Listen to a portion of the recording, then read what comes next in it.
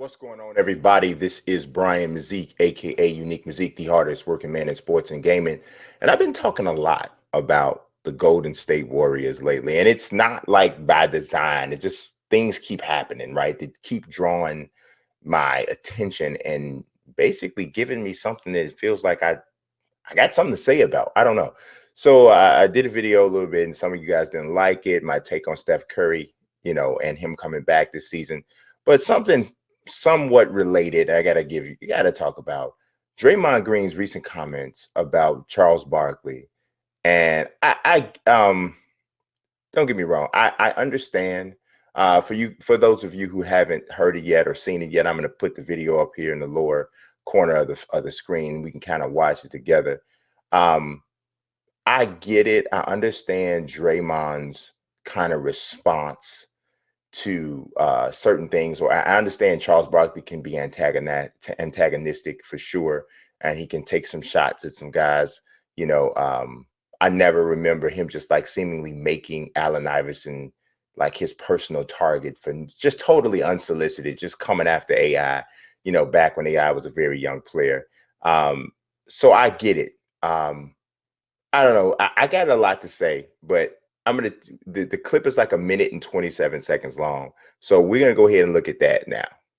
Carrying that because the team's down, and so maybe some fans and people are kind of putting blame on you that No, I don't give a damn what no fans think. Who they put the blame on. They can't even. A lot of people can't even talk to me about basketball. Not smart enough. So. they're the same fans that were in your corner before, It's all good. My family love me. So it's all that matters. You pay any attention to that, Chad? Obviously, guys like Barkley, but beyond that. No, Barkley should stop before I go take his job, though. So I can do that well, too. He already ain't make enough money playing, so he need that job. He should stop talking to me. I like to, tendency to end people. So he should stop before I take his job. Not soon, though, man. If he keep talking, I'll take it soon, sooner than he thinks. So yeah, he probably should be quiet. He also can't talk basketball with me either. Not smart enough, not qualified. No rings, can't sit at this table. All right. So there's a lot there. So let me start at the beginning. I totally get the frustration that a lot of players have with fans. Fans can be, obviously can be very fickle. At the end of the day, fans don't really care much about the players themselves. Very few fans do. Most fans are about their team. And the moment you don't play for their team no more, the moment they don't care nothing about you. They only want what's best for their team. They want players to be loyal to their team, but the team doesn't need to be loyal to the player. The moment the player seems to not be, the best person to help their squad win, they want that player moved, traded, cut, whatever they can do to get better. Their primary focus is that. So because that is the reality, I understand a player, saying something like, you think I care about what a fan thinks. Also, I will tell you this. It is very difficult to be judged by a group of people who don't truly understand what you do. And this is not just athletics. This could be journalism. This could be anything. When a group of people are in a position to judge your work and they don't even necessarily have to understand the ins and outs of it, that can be frustrating. However, it is probably not a good idea to come out and say something like that to those people, right? So it's kind of like, you work in a store, right? And whatever your product is, ins and out, you've got all of the technical know-how about it. You're well schooled on this thing. And somebody comes in and starts to criticize, a customer comes in the store and starts to criticize the product, telling you it doesn't do this, it doesn't do that, and all that. And you are looking and listening to them, and you're understanding that many of their criticisms are not based in fact. They're based on the fact that they're ignorant to a couple or some very important facts. Well, you're not going to tell that customer, well, the reason you think that is because you flat don't understand what you're doing. You don't know what you're doing. You don't know what you're talking about. So I don't really pay attention to anything that you're saying because you don't know any better. You're not going to say that to the customer because at the end of the day, the customer's presence is why you have a job. The fact that customers buy from you or your store is the reason why your store is in business, is the reason why the industry is what it is. Essentially, what Draymond Green just did by saying what he said to the fans was kind of a slap in the face. Doesn't matter that most of it was right. It just kind of was a smack in the face. It's like, yeah, and that's why the journalist who was interviewing him, I couldn't quite catch the voice. I know one of the voices was Nick Friedel because he used to cover the Bulls. He was saying, well, some of these same fans supported you before, right? And Draymond's, it is what it is. Maybe they did, maybe they didn't, whatever. And like I said, I get it, but that's probably not the most advisable thing to do. But we know Draymond does have some issues when it comes to some self-control stuff. He can go off the rails, start doing a little bit too much is the reason why he's one of the league leaders in technical fouls every year, and so on and so forth. Now, let's go to the more big money thing, right? Let's talk about this Barkley thing. Barkley talks a lot of trash. He talks a lot of stuff about people, and then he'll step behind his, situation and go, oh, that's what I'm supposed to do. But the fact is, a lot of times he does go a little far with the criticism. I mean, I can't say he's wrong because it's his opinion. He's allowed to have that. But sometimes it does appear to be as if he's targeting somebody. And I guess it's difficult not to blur the lines because he was a player. And now he was a player and he's coming at a current player in that way. So that's always going to come off a certain way. That's always going to come off as a way as, are you jealous, or is it that sort of thing? So it's almost inescapable. Draymond saying, I'll take your job. I can do that well as well. And all of these things. Sometimes it's just better to take the high road. I have a problem with that myself. Sometimes people make little comments and and they say little stuff, and I want to come and just give them just shut them completely down. I want to do that sometimes too. But it's sometimes you just got to let them do their thing. Let them say whatever they're saying. One of the hardest things to do is to let somebody be wrong and be stupid without telling them. That's one of the hardest things to do in the whole world.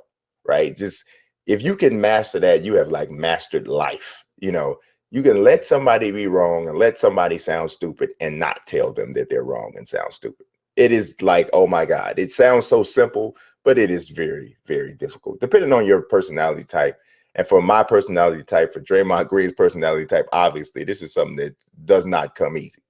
So he's saying he'll take Barkley's job. I strongly doubt he could take his job unless Barkley just gave it up. Barkley's a big star. Barkley is a person who people love him or hate him, want to hear what he has to say. I can imagine Draymond would have a similar type of, quality to him on television. But I always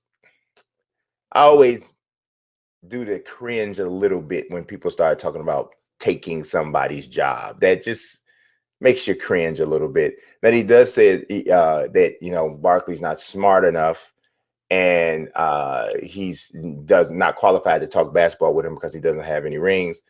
Yeah, we know that's a dig at Barkley because he didn't win any championships, and understandable. Does it necessarily mean that he's not smart enough? Doesn't mean he doesn't have the basketball IQ. I certainly would give Draymond Green an edge in basketball IQ when you're talking about just those two guys as a player. Barkley was a phenomenal, a nasty player, and he doesn't get enough respect for the kind of player he is, and he was, and that's because his post basketball personality and presence has gotten so big that, especially if you're a younger basketball fan, you didn't see Barkley play. So you don't realize how dominant he was. Barkley was a lot like what people hope Zion will become. He was a lot like that years ago. Same size from a height standpoint, not quite as heavy, but not quite as explosive, but not that far off. Barkley was a phenomenal player, right? So you can't like disrespect his Hall of Fame career because it's exactly what it was. Barkley was a better player than Draymond Green. He was, you know, and Vince probably that's not really even close because everything Draymond Green could do, Barkley could do probably better with the exception of on-ball defense. Everything else, Barkley did better than Draymond Green. So yeah, Draymond Green needs to probably ask himself when he's talking about rings, would he have won a ring on the championship on the teams that Barkley played on? Would he have won a ring if he was on the Phoenix Suns team that had to beat Mike and Scotty? I don't think he would have won a ring either. So Draymond has these rings. Not that he didn't play a role in these rings, but he played with Steph Curry, Kevin Durant, Klay Thompson. So let's pump the brakes a little bit if you want to just start throwing up careers. And because I don't know if you want to measure your career next to Charles Barkley's, because I don't know that you come out on the plus side of that. The other thing that I kind of had an issue with, and this is just kind of me, just my thing, it makes me cringe a little bit when I hear somebody say somebody else isn't smart enough. Yeah. The one thing I say, and this is quotable, I question the wisdom of a person who says that somebody's not as smart as them. Because obviously, yeah, you may be an intelligent person and you may have heard that your entire life and that sort of thing. But after you've lived a while and after you've had some stuff go down, everybody has a moment where they don't feel so smart. Everybody does. And you're less likely to start saying who you're smarter than and who you're not smarter than. I'm just saying. So those types of comments just make me draw back a little bit because they're real cringy. They're really audacious and super cringy. So I don't know. That's just my take on it. I had to drop a reaction to that piece because it's a lot there. It's only 1 minute and 27 seconds, but it's a lot there. The clip itself is longer, but the relevant parts was that. I mean, the rest of it was just like Draymond giving lip service about Steph Curry coming back. You know, he really didn't seem like he was really all that into the interview. Draymond Green's physical disposition in that interview is the exact and 100% reason why I never really wanted to be that kind of a beat writer where you're chasing the story necessarily, like physically chasing it, because these guys are human beings and they don't feel like it sometimes. And I just never wanted to be the person that had to try to draw the conversation out of them. Just me.